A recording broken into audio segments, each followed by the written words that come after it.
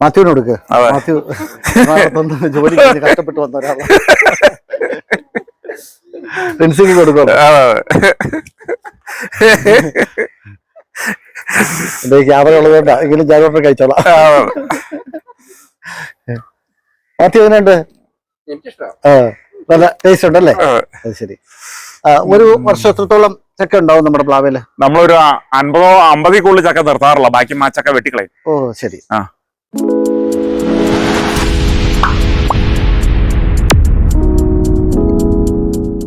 എല്ലാവർക്കും നമസ്കാരം. ഞാൻ ഇടുക്കിയിലെ അടിമാലിയിലാണ്. അടിമാലിയിലേക്ക് എത്തുമ്പോൾ ബഡ്ഡിങ്ങും ഗ്രാഫ്റ്റിങ്ങും എല്ലാം അറിയാവുന്ന ഒരു കർഷകനാണ് ശ്രീ സാബു കണ്ണാട്ട്. നമസ്കാരം. നമസ്കാരം. എത്ര നാളായി ഇവിടെ താമസിക്കാൻ തുടങ്ങിയിട്ട്? ഇവിടെ 20 വർഷമായി താമസിക്കാൻ തുടങ്ങിയിട്ട്.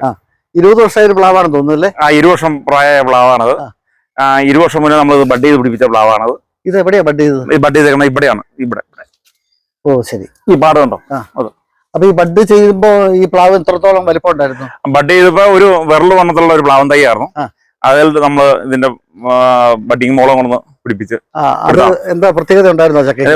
ചക്കയ്ക്ക് പ്രത്യേകത ഉണ്ട്. പഴം നല്ല പഴവും വേവിക്കാനൊക്കെ നല്ല ആണ്. പിന്നെ ജനുവരി മുതൽ സീസൺ ആവും. ജനുവരി തൊട്ട് നമുക്ക് ചക്ക കിട്ടുന്നുണ്ട്. ഇപ്പൊ ഇവിടെ ഒരു പച്ചച്ചക്ക ഉണ്ട്, പഴുത്ത ചക്ക പഴയുണ്ട്. ശരി ശരി. അപ്പൊ ചക്ക ഇവിടെ ഉപയോഗിക്കാൻ തുടങ്ങി കുറെ ദിവസങ്ങളായി അല്ലേ? ശരി.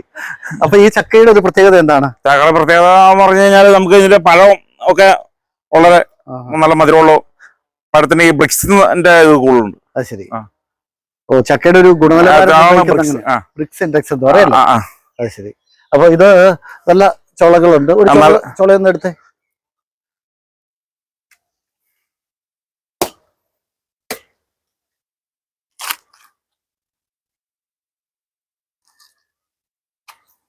മാത്യുവിന് കൊടുക്ക്.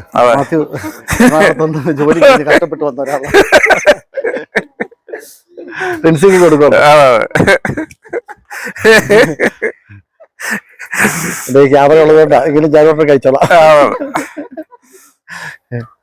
മാത്യു എങ്ങനെയുണ്ട്? നല്ല ടേസ്റ്റ് ഉണ്ടല്ലേ?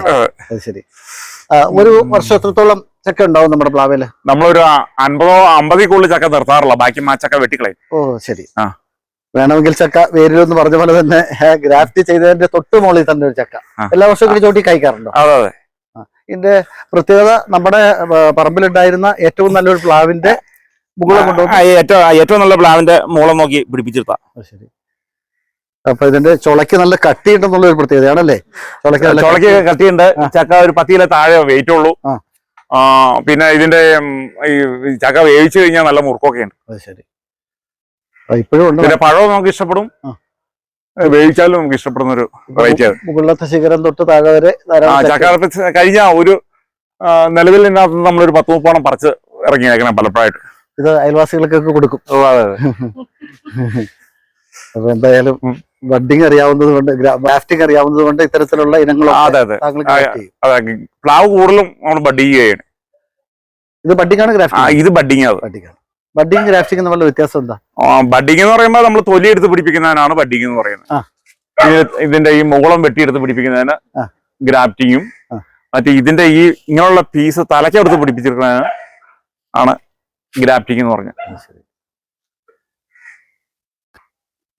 നമുക്ക് ഇതിന്റെ ബഡ് ആവശ്യമുള്ളവർക്ക് നമ്മൾ ഇത് പിടിപ്പിച്ചു കൊടുക്കാവുന്നതാണ്. ഇതിന്റെ മുകുളം എടുത്ത് വെച്ച് നമ്മൾ ബഡ് ചെയ്ത് തൈ പിടിപ്പിച്ചു കൊടുക്കാം ആവശ്യക്കാർക്ക്. നമുക്കൊരു തൈ ഉണ്ടാക്കിയെടുക്കണമെങ്കിൽ ഇതിന്റെ ഈ ഇനം തൈ നമുക്ക് ഉണ്ടാക്കിയെടുക്കണമെങ്കിൽ ഇതിന്റെ ഈ ഒരു മുളം മാത്രം കണ്ടാൽ മതി. ബഡ് ചെയ്യാനാണെങ്കിൽ.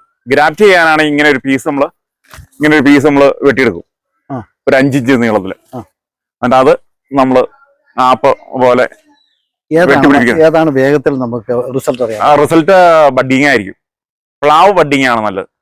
മാവൊക്കെ ഗ്രാഫ്റ്റിങ്. എത്ര നാൾ കൊണ്ട് നമുക്ക് ചക്ക കിട്ടും? 4 വർഷം കൊണ്ട് നമുക്ക് കായ്പ്പിക്കാം. ഇത് ബഡ് അല്ലെങ്കിൽ ഗ്രാഫ്റ്റ് പിടിച്ചോന്നറിയാൻ എത്ര നാൾ കഴിയണം? അത് 1 മാസം മതി.